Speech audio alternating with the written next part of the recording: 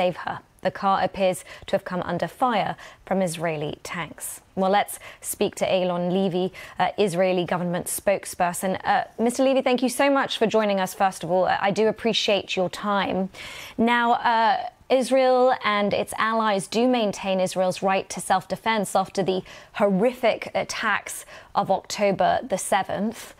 I wonder, though, what your reaction is in terms of these reports and people speaking to the BBC about children going days without food. Is there any way that you can think of that Israel could get more aid in?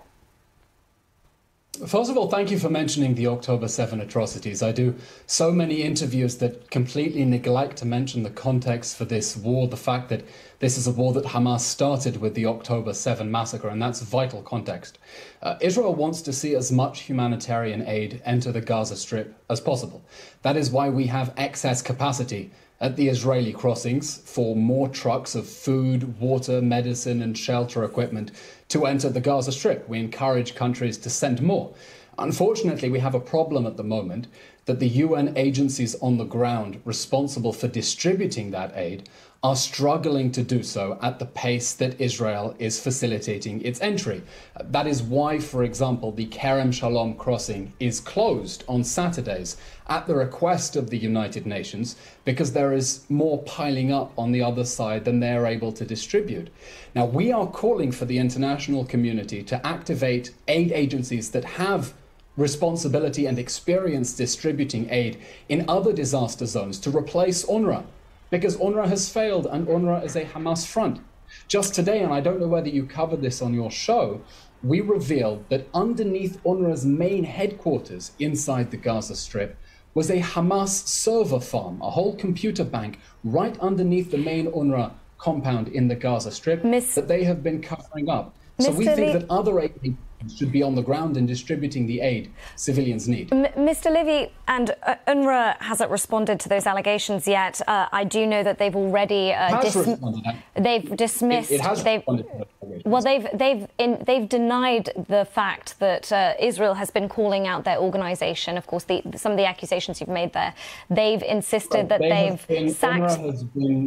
They've sacked the people that Israel provided evidence for. Of course, as you know, they hire 13,000 people, Palestinian people in Gaza, and they say that the actions of a few are not representative of the organisation as a whole. I'm not speaking just about the staff. I'm not speaking just about the staff who participated in the October 7 massacre. I'm talking about the fact that there was a Hamas tunnel with a Hamas server farm under UNRWA's main headquarters. And Mr. Lazzarini and UNRWA staff were invited by Israeli authorities to tour the Hamas server farm under UNRWA's main compound in Gaza, and they ignored that invitation. UNRWA denies Mr. Levy, UNRWA denies any link between its own operations and Hamas. But I do want to get back to the point you made, because it's important about the idea of these organisations struggling to get aid into Gaza. That is an important point you've made. The World Food Programme has said that that in terms of its own aid convoys, 4 out of the last 5 aid convoys into the north had been stopped by Israeli forces. They've also said that 56% of deliveries into the north were denied access in January, and that's up from 14% between October and December. So I wonder what your response to that is, given you're saying they're the ones who are struggling to keep up with the need. The World Food Programme organised an aid convoy that we facilitated into northern Gaza 3 days ago. We want to see aid reach people in Gaza and make sure that Hamas cannot hijack it. Unfortunately, our intelligence indicates that Hamas has been stealing up to 60% of the aid in the Gaza Strip, because it is clear that it facilitates and wants to prioritize its own fighters and militants over the civilians in Gaza, who for 16 years have been suffering under the oppressive terrorist regime of Hamas. So we have an obligation to make sure that terrorist organizations not hijack the aid that the international community is sending. And therefore, we're glad to be able to facilitate as much aid as possible. There are now 15 bakeries in Gaza, up from 10 just a week ago, producing bread in Gaza. And they're now baking 2 million loaves of bread a day inside the Gaza Strip. And it is important that aid reach the people who need it and go through the agencies that have experience doing disaster relief in emergency zones. So, Mr. Levy, what would you say then to the people telling the BBC that they've had to mix animal feed into the flour?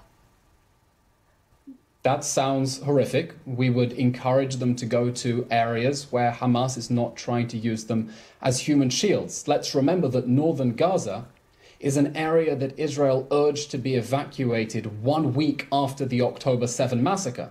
We could have gone in all guns a-blazing, but it would have been a bloodbath. Instead, we gave 3 weeks for civilians to evacuate northern Gaza so that Hamas cannot use them as human shields.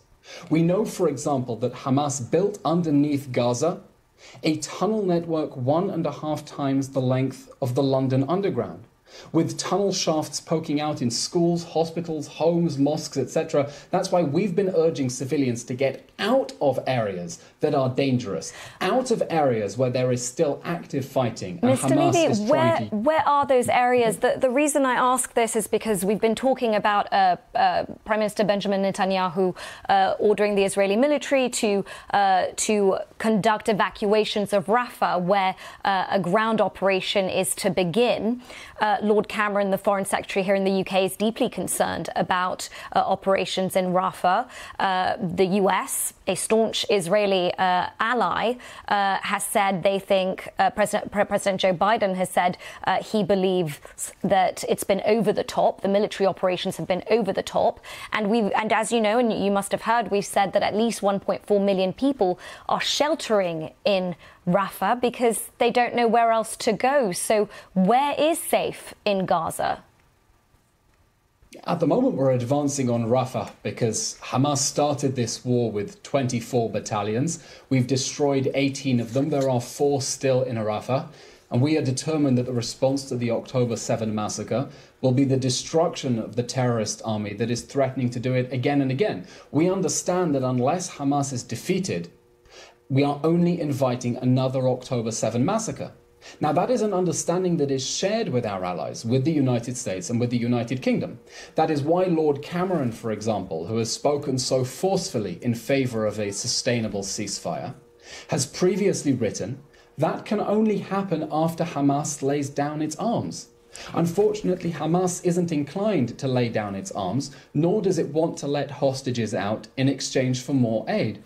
Mr. Levy, what about the hostage families? I have to ask because you brought up the fact that Hamas must be defeated. I know that that's what the Netanyahu government has argued is the only thing that can keep Israel safe after the events of October the 7th. What is your response to the families of hostages who say that that goal of destroying Hamas should not be at the expense of their loved ones who are still held hostage in Gaza today?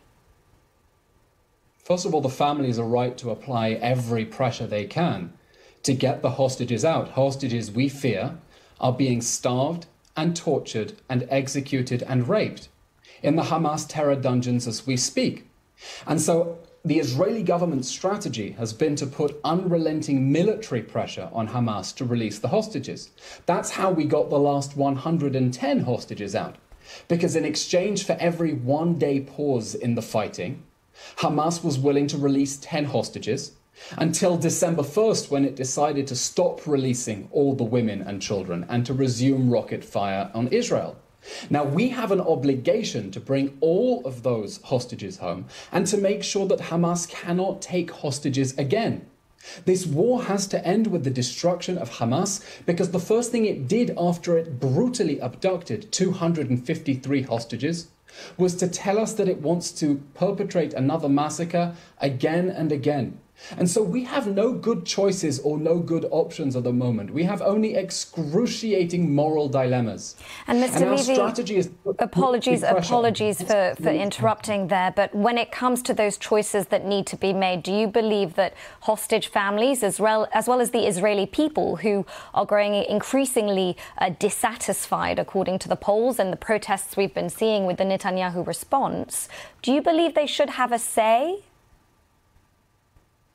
Absolutely.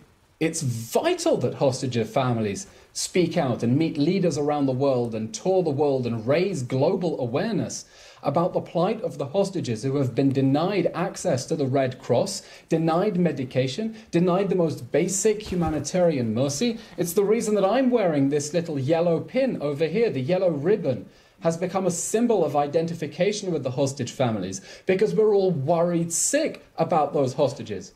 And we understand that, unfortunately, Lord Cameron says he wants a humanitarian pause in order to get aid in hostages out. We wish it were that easy.